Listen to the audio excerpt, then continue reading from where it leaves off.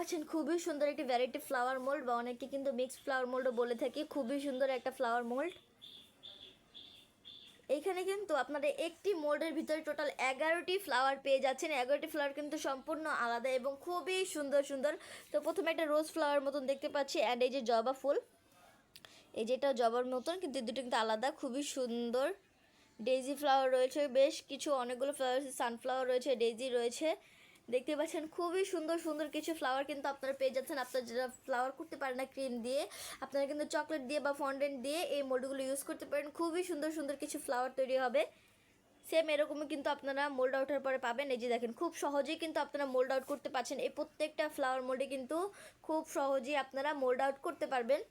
খুবই সুন্দর সুন্দর কিছু ফ্লাওয়ার, খুবই ভালো কোয়ালিটির, খুবই সফট এই মোল্ডগুলো দেখেন, খুবই ভালো কোয়ালিটির।